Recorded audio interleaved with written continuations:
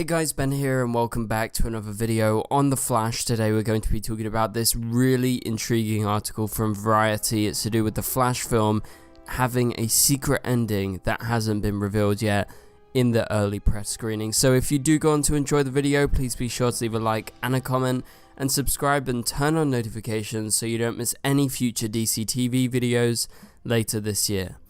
Okay, so the article will be linked in the description below. You can go read it after you've finished this video, but the title is Here Comes the Flash, a low-profile Ezra Miller, the secret ending Warner's is trying to preserve, and a sequel script on ice. So there you have it. We all know that the Flash is coming out very soon. It's set to release on June 16th, at least in the US and in multiple territories, and obviously we're all really excited to see a Flash film, especially us Flash TV fans who have been very interested to see if maybe Gustin is going to show up in the Flash film. I have to be honest with you guys, I have seen the film. I saw an early version of it about a month ago.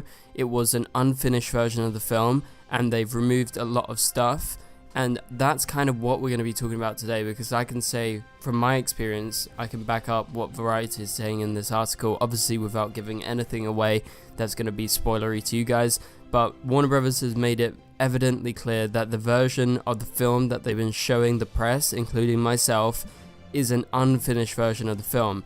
However, I will get to see the finished version of the film a couple of days before the actual film is released on June 16th, so obviously we'll be able to talk about what actually happens on June 16th when you guys have all seen it for yourself.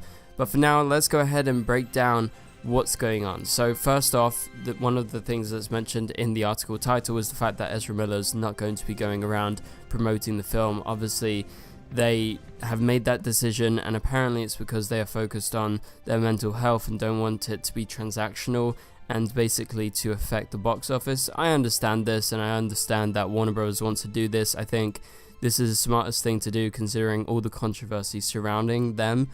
And so, yeah, I'm not really going to go into that because I don't think I need to go into that. I think the more interesting thing here is the fact that they have been screening The Flash a lot of times. Like, lots of people have seen it now, but everyone has only seen an unfinished version of the film. So the version I saw was the same as the version that those in America saw at CinemaCon, because I watched it on the same night that they watched it. So what we got to see was definitely not the finished version, and I think I could tell that, but I'm under embargo so I can't even tell you what is unfinished about it. But let's go ahead and read what Variety says, because this links into that. Warner's decision to throw only one premiere just 4 days before the film is released has raised eyebrows around town, but a knowledgeable source explains that the move had little to do with Miller and was made to keep the secret ending under wraps. The version that screened at CinemaCon in April ended abruptly with a chunk of the final scene missing, according to Variety. At screenings on the Burbank lot this week in Los Angeles, the final scene was intact, but Warner's had blurred out key elements of the scene. In fact, the final scene was changed multiple times pre-CinemaCon, the source adds, at test screenings. At the height of Miller's PR problems, Warner's is looking to keep its options open regarding the future trajectory of the Speedster. So let's break down what I just talked about. So first things first, let's go over the beginning of this paragraph, because basically sometimes in Hollywood people raise eyebrows when a film premieres only just days before its wide release in the US and around the world. However, in this case, as Variety mentions, it's very different. It's about keeping things under wraps, and they've actually screened it to a ton of critics around the world. Like, I think most major critics have definitely seen the film already, but they've really emphasized that it's an unfinished version of the film. And so the fact that they're showing it to so many people proves to me, at least, that they are confident about the film, and I don't think the film having a premiere only a couple of days before the actual wide release is any kind of telltale sign. So don't worry about that, guys. I think that has little to do with the move, and it has more to do with, as Variety says, keeping the secret ending under wraps. So they even go on to say that the version that screened at CinemaCon ended abruptly with a chunk of the final scene missing, and that press screenings last week in LA has actually had that final scene included in it, but they blurred out the key elements in the scene.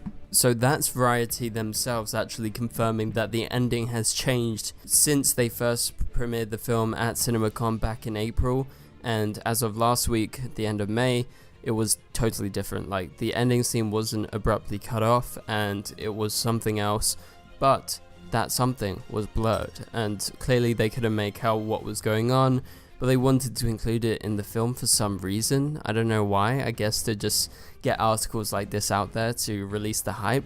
So let's talk about that ending. What could that ending be? Well, obviously I'm not going to get into spoilers as to how the version of the film I saw ended, but if you were to theorize, I guess the number one thing would be maybe Grant Gustin's included. Maybe because it's Flashpoint, and the way that Flashpoint normally ends, it ends with Barry running back and actually fixing things, and so he lets his mum die, and the timeline kind of restores, but there's always cracks in the timeline because you can never fix something fully. Yes, you can patch it together, but it's impossible to put it back exactly as it was, so we know that the timeline's not going to be like the DCEU that we started with, so potentially it could set up something for the future DCEU and what James Gunn is planning, or it could be, say, something more along the lines of a cameo where it's maybe a different version of the Flash or a different version of a character, you know, something that would basically make fans erupt in the cinema. And with them keeping it so under wraps, like, surely it's got to be something really, really big. So I'm talking Grant Gustin showing up as the Flash instead of Ezra Miller once the timeline's fixed. Or maybe Michael Keaton's Batman not being there anymore despite him being there for the whole film. Maybe it's Superman who appears instead of Supergirl. It could be anything along the lines of that, I guess. That is kind of the most logical option. I was actually thinking for a long time, if they want to keep the future of the Flash open, they would maybe have Barry run back, fix things, and actually change the Flash at the ending of the film, because that would be the perfect way to kind of be like, okay, that version of the Flash is gone, he's actually been erased from the timeline, and we can just cast a new actor. And I don't think people would be too mad about that, because in terms of continuity, that makes sense. People would be more mad if Ezra's Flash was still around and they just like straight up recast him after, if it ever came to that. Obviously, we don't know what Warner's is trying to do right now, but apparently, according to Variety, they are looking to keep their options open, and I think Flashpoint gives them the perfect opportunity to keep those options open and change things. The article then goes on to talk about the Flash sequel. So though Warner's has never announced it, the studio already has a finished sequel script from the screenwriter of Aquaman, if a part 2 is in the cards. That script is said to have guest starred Michael Keaton's Batman once again, as well as Sasha Calle's new Supergirl, and Muschietti, for one, wouldn't consider recasting Barry Allen. According to the director himself, he says, if a sequel happens, yes. I don't think there's anyone that can play the character as well as they did.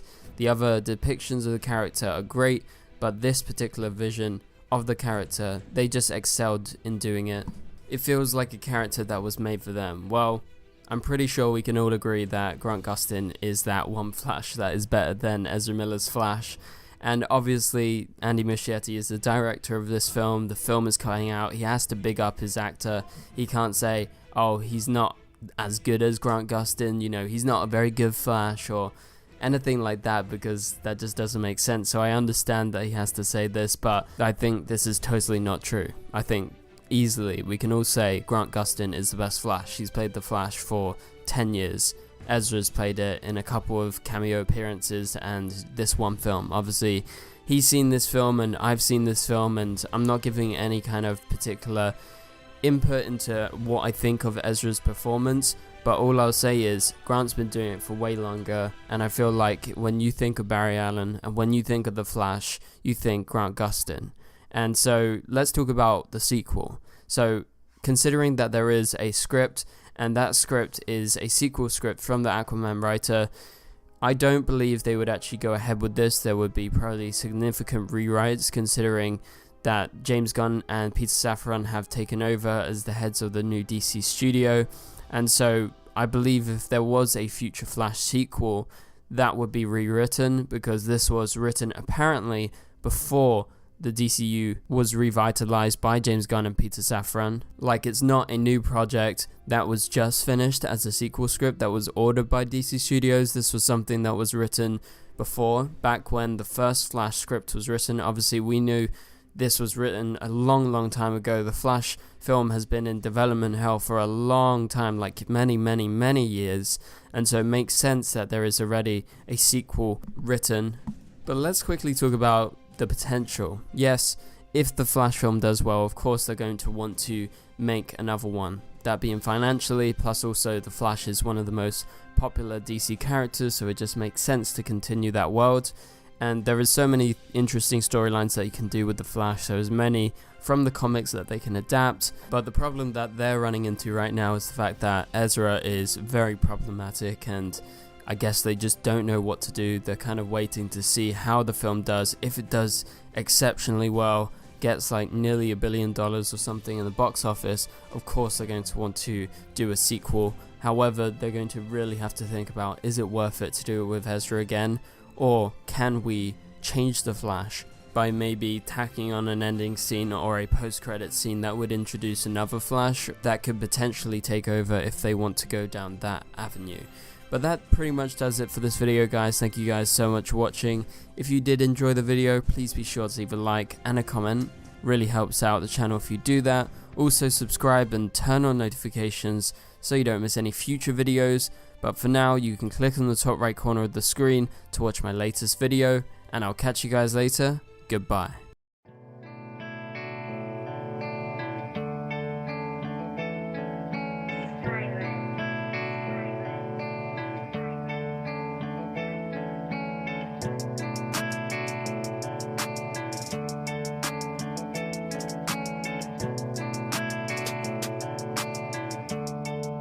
I see red.